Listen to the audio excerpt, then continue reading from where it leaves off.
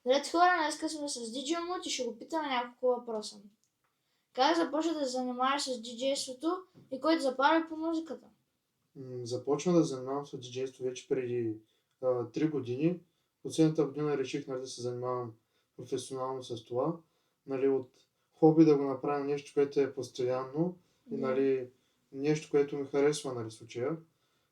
Кой ме е запалил? Де факто има хора, които са ме мотивирали да се занимавам с това, но няма конкретен човек, който да ме е накарал и да ме е вдъхновил. В смисъл, това, че винаги като малък съм харесвал музика и съм се кефил на музика и това е причината да почна. Да. А кой е моментът от кариерата ти, който никога няма да забравиш? Никога няма да забравя първото ми участие. Един приятел ме извика на баба му да пускам музика, пред случая негови роднини и хора, които е поканил. Това беше миналата година, май месец. Скарахте си готина? Да. А има ли песен, който винаги вдига публиката на крака? Песен в момента конкретно не мога да се сетя конкретна песен, но артист, който определено винаги вдига хората, това са МБТ, Азис, Тони Стораро. А защо? Ами защото тяхната музика най-много се слуша, конкретно в България. Да. Мисъл, една от най-слушаните. Със сигурно, има и други изпълнители, които се слушат много. Да. И Вирго също, особено с неговите нови песни. Да. А случва ли се е нещо много смешно от време на участие или някакъв гаф? Нещо много смешно.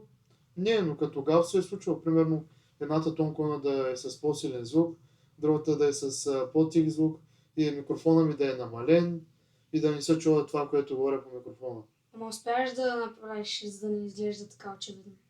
Да, то не се е усещал някой, че се е случило така, Да, пък ако можеш да участваш на някое голямо събитие, кое би било това?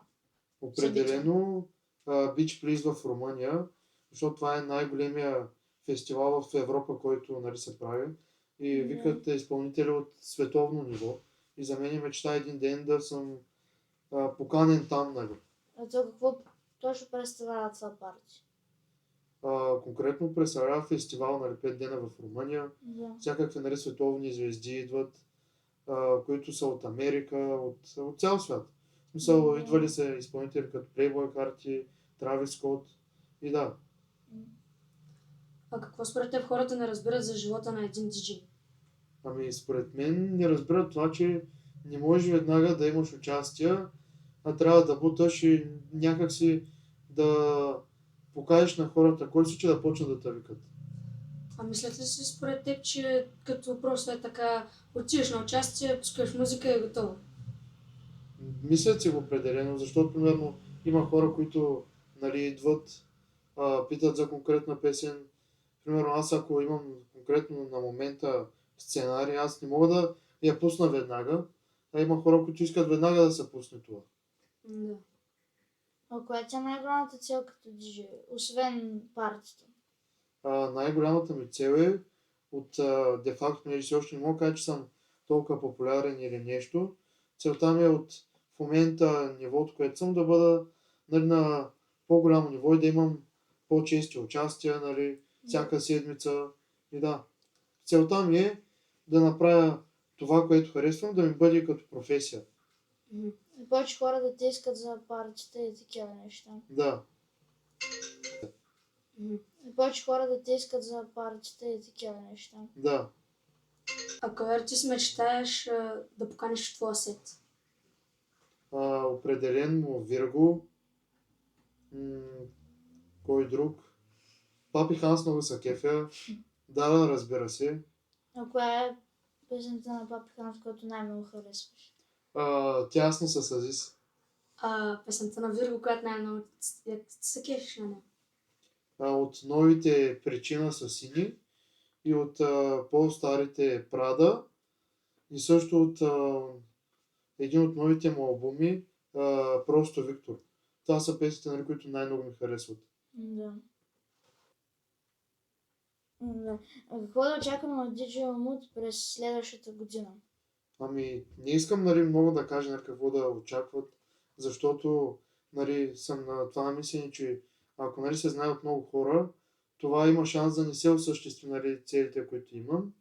Нали, много големи неща съм измислил. Те първо, нали, сега в септември почваме работа по някои от тях. Нали, когато се осъществи някои от нещата, ще ви поканя лично да дойдете и да видите. Добре. А доспевало ли се на някои участие да не си можел да издържиш?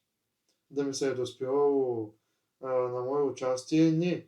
Но преди работех като фотограф по сватби. Ми се е случвало, нали, като започнем от обяд или след обяд до по сутрин. В смисъл до 5-4 сутринта. Ми се е случвало да ми се доспева, ама няма как. Да. А колко горе-долу струва диджей борда? Този конкретно, чисто нов е към 200 и нещо. Аз го взех за около 100. А трудно ли е да си диджей? Не е трудно. Трудното е да имаш мотивация, нали, да продължаваш дори след като не виждаш успех. Нали. Да. А според теб, кое е най-важното нещо, което трябва да научиш в диджей борда? Най-важното нещо... Не знам кое да е. Не мога да кажа. В смисъл, не знам как да Всичко. отговоря. Да, то всичко си е достатъчно важно. А какво би казал на младите диджеи, които искат да започнат с това? Да не се отказват и да бутат. Да виждат, че нали, не се получава веднага, но да не се отказват. Да. Мерси. Беше много благодаря. приятно. Благодаря, момчета.